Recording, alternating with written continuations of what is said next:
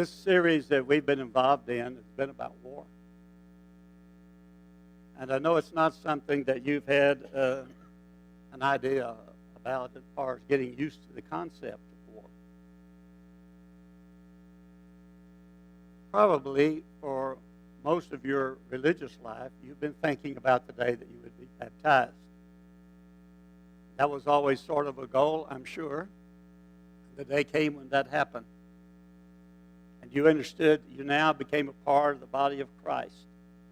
And that you'd be able to participate in all the things that the body of Christ did. But maybe what you didn't stop and think about is that the moment that happened, you created an enemy. There was an enemy who was just waiting for the moment that you became a child of God. And as soon as you did, he declared war against you. You're engaged in a war. And while you may not completely understand that, I hope as you hear this series of lessons that's been going on, that you understand that this war is not for your body, and it's not for your mind, it's for your soul. The devil wants to capture your soul, and he has declared war against you.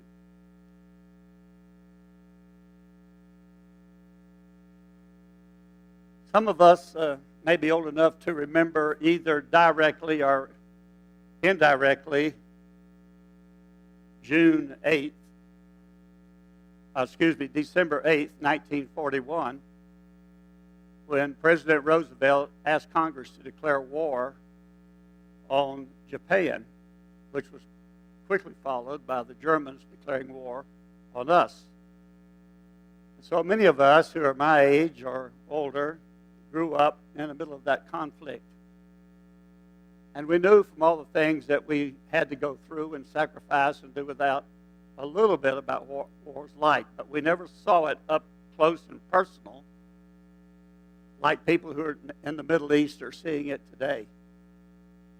And then we lived through the Korean conflict, and then the Cold War, the Vietnam War, and now there's still wars going on. But they're over there. They're somewhere else. And so they don't affect us directly unless we have a son or a daughter or a brother or sister or a husband or wife who've gone there. But otherwise, we may read about it in the paper or see it on TV, and we don't really think about the fact that we're engaged in a battle. In the same way, I think that many of us as Christians, particularly in this country, enjoy such a wonderful life that we're not cognizant of the fact that we are involved in a very, very serious war. And the stakes are as high as they can possibly be. The lesson we're going to do today comes from Ephesians chapter 6 and verse 16. And while there are a lot of interesting things in that passage, I really want to just focus on three of them. Those three are the shield, faith, and the arrows. We'll start with the shield. We have a slide that shows this is a typical Roman shield. This particular shield was used primarily by foot soldiers. The cavalry, those on horseback and light work, used a small round shield. This shield is very large. Notice also that this shield has a curved surface. And it's made that way on purpose. In the middle is something called a boss. And you can see when you see the backside that there's a place for you to strap it around and to hold it with your left hand, because the sword was usually held in the right. The reason the front is curved is because whenever someone thrusts with a spear, instead of hitting a flat surface that would allow the spear to penetrate, it hits a curved surface which causes the blade to go off to one side. This was very true in the sense of arrows. And when they marched against arrows, the arrows would hit, and rather than penetrate, would hit and glance to the side. And that's why the shield was made curved. Now, in Ephesians 6 and 16, you find the word shield. If you were to read that in the original language, you would be a little bit surprised at what you saw there. Because actually, this is the word therion, which is the genitive plural. And when you see it in English translated, what you see is singular, shield. The original language actually says shields. I think that's because this letter was written to the church. And it wasn't just one person that needed to pick up the shield. It was the entire church that needed to have the shield. And we're going to see in a minute why that would be so true.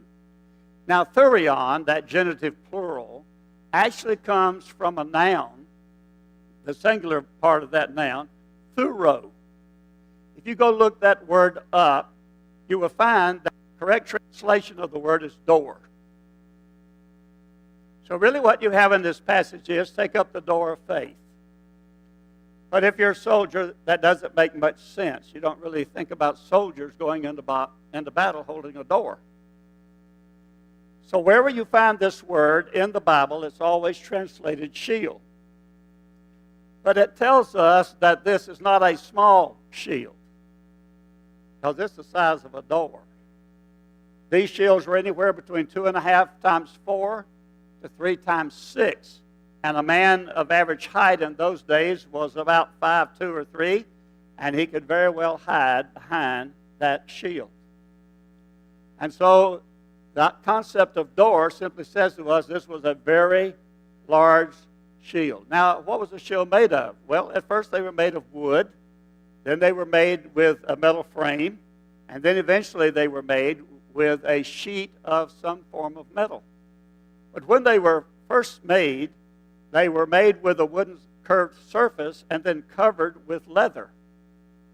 And the purpose of the leather was that before you went into battle, you took that leather off and you put it in water and soaked it. Once it was soaked, you spread it on the front of the shield. And then as you went into battle and the enemy fired arrows, some of them would be on fire. They would light them with pitch, and they would fire them. Had they struck your shield made of wood, the pitch would have spread and the shield would have ignited. And you, as well as the shield, would have been in serious danger. But because the shield was covered with this wet leather, the fire of the arrow was put out. Now that makes a lot of sense when you read this passage. Take up this shield, because its purpose is going to be to extinguish fiery arrows. And it makes sense to understand that that's the way that it was designed. Now, how was it used? Well, it would be held in the left hand, and it would be put in front of the soldier. And as he marched forward, side by side, the shields would interlock. Each of the curved surfaces would come to meet, and they would make a solid wall. So that whatever struck them would simply glance off, and the soldiers would be able to advance. Now, what happened when they started shooting arrows at them was they formed a sort of formation that was known as the testudo. And if you look at it here on the screen, you'll maybe get the idea of what a testudo is if you're not a Latin scholar. That is a Latin word. But you notice that the guys in front have their shields up high enough to cover their face, and the people behind them have their shields turned on top. So any arrows coming in glance off of the front. If they come down from above, they hit the shields and bounce off. And this makes a protection from the army as they're marching to keep the arrows off of them. That word, testudo, really means turtle. And when you look at the design that you see in the formation, you understand why it's called a turtle. That's what it looked like if they were marching across the field. So it was used to defend against blows, and it was used to defend against arrows, particularly fiery arrows, because they were, by and large, the most dangerous of any of the arrows. They not only would create a havoc, but they were greatly feared.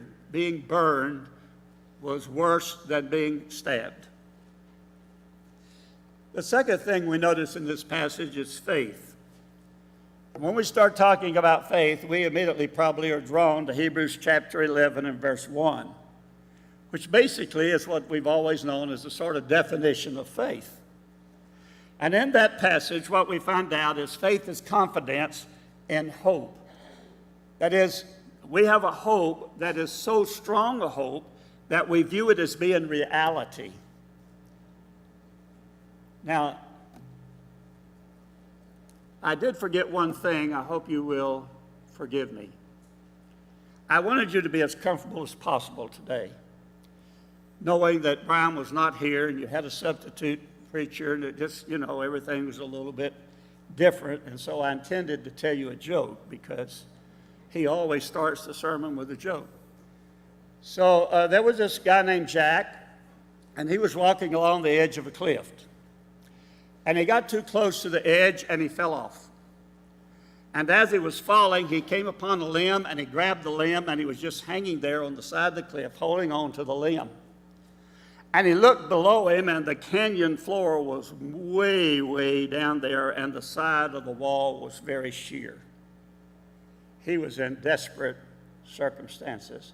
And so he cried out, "Help, help," which is probably what you would have cried if you'd been in the same situation. And he heard a voice saying, what's wrong? He said, help me, I'm down here. And he said, I see you. What's wrong? Well, I need help. I'm suspended here on this thing. Okay, I can help you. Who are you? This is the Lord. The Lord? You mean God? Yes, this is God. I'm here to help you. Well, he said, I'm everywhere, Jack, and so of course I'm right here by you. Jack's looking around. He said, well, can you rescue me? And God said, of course. You just do what I tell you. First, turn loose of the limb. And Jack says, is there anyone else up there?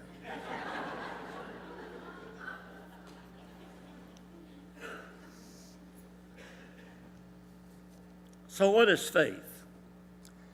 It's that confidence in the hope that's so real that it's as if it were so. It's the assurance of those things that are unseen.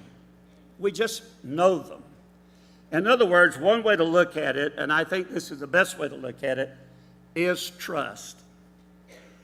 Ultimately, the faith that's being discussed in Ephesians 6 is a better word might be trust. John Murray, writer, had three things to say about faith. He said faith has three different aspects. The first one is knowledge. And we know that from Romans chapter 10, right?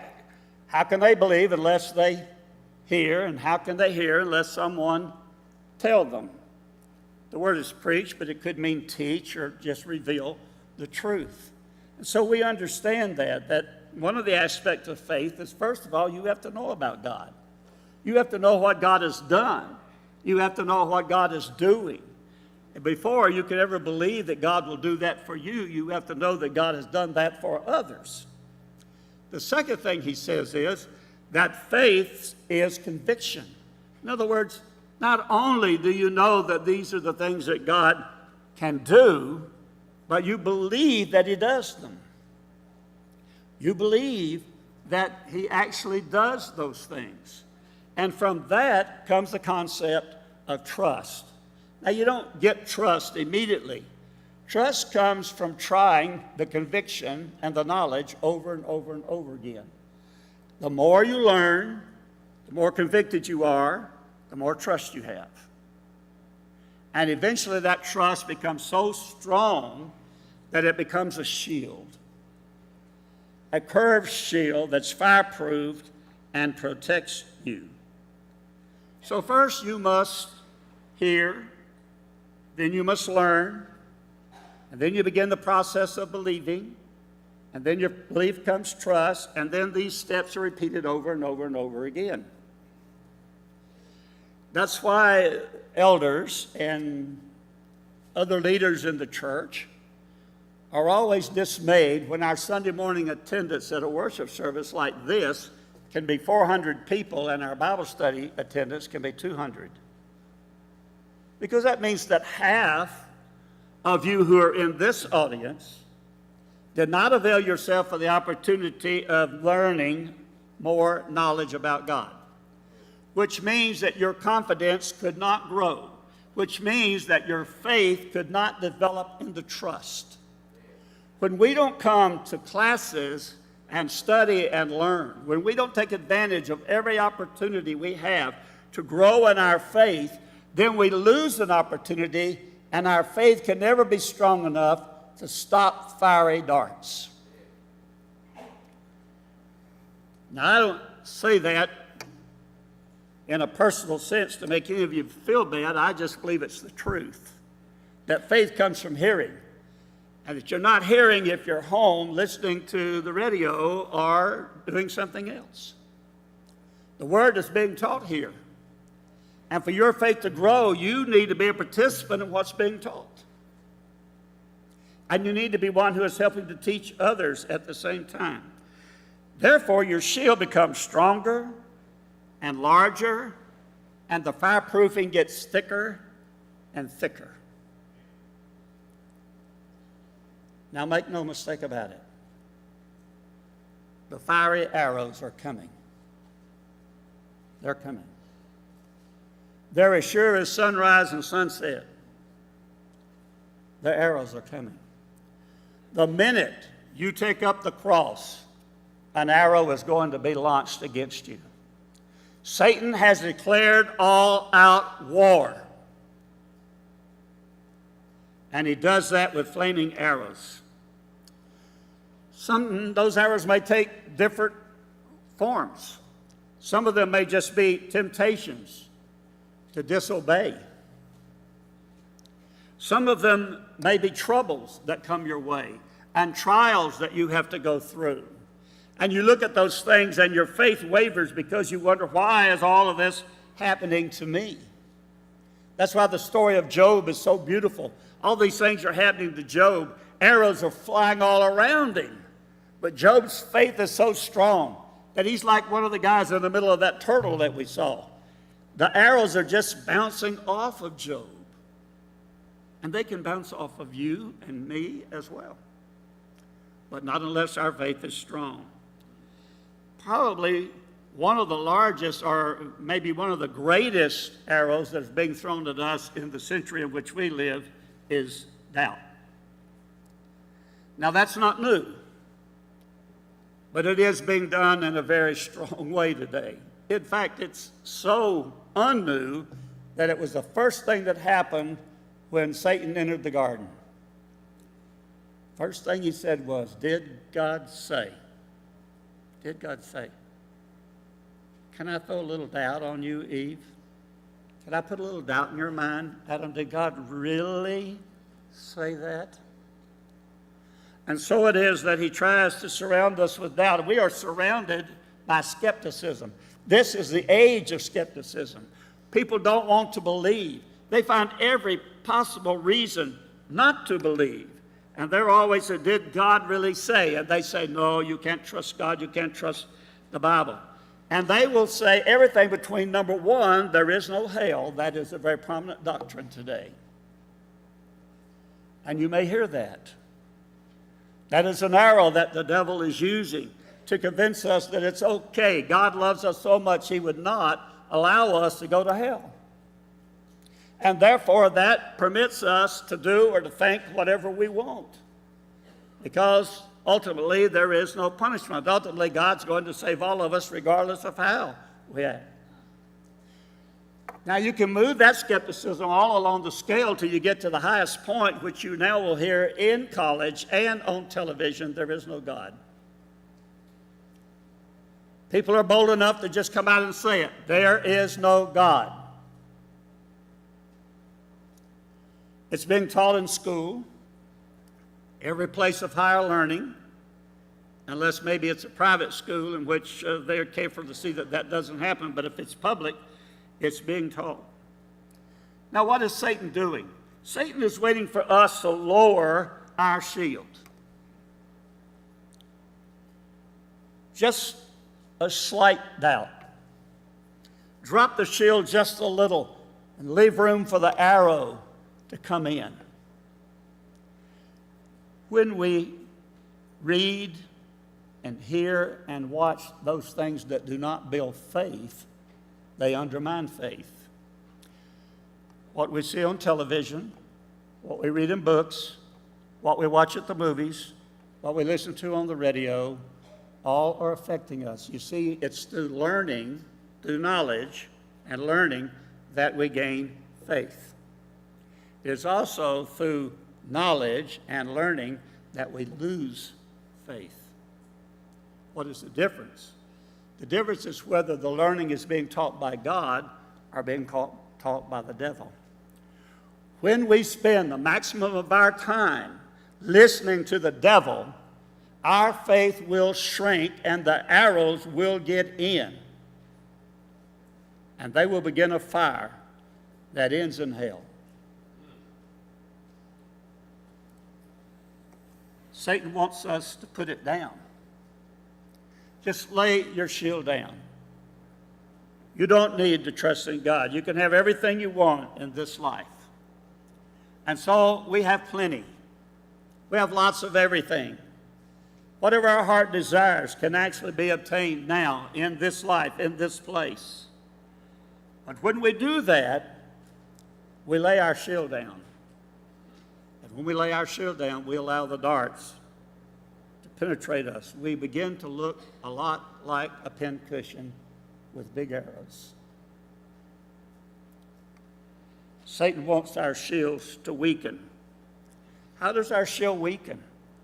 Our shield weakens when we don't strengthen it, when we don't wet the leather, when we don't make it strong with bracing and with iron around the edges. It becomes weak when our knowledge wanes. When we're no longer able to walk into conflict as Jesus did and answer every question put to us with, "Thus it is written." Can you do that? Can you do that? You will not be able to do that unless you gain knowledge.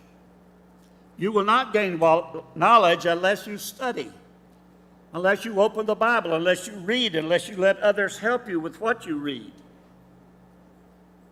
And if you do not gain knowledge, you will lose knowledge. And your knowledge of what is evil will overcome your knowledge of what is good. And when that happens, ladies and gentlemen, your shield will no longer protect you.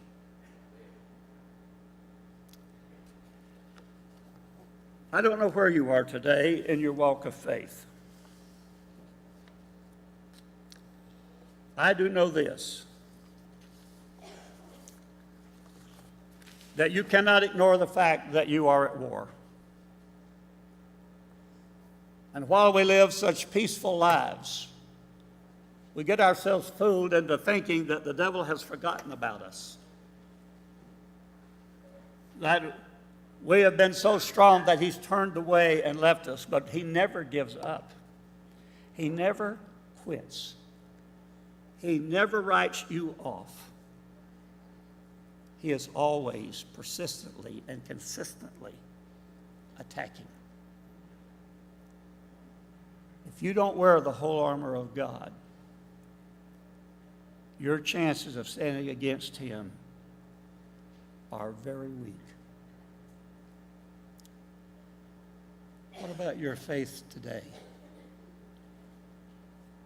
Is it the kind that turns away fiery darts?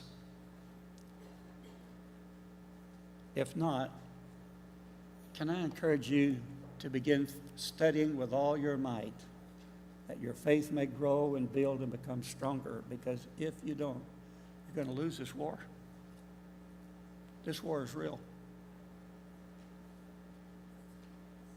And I don't know how to say strong enough that we live often as if we think we are at peace with the devil, and we are not. He wants to claim your soul.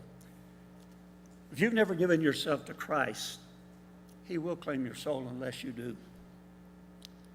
If you've given yourself to Christ and you've just allowed yourself to have a shield that's paper thin, he will take your soul.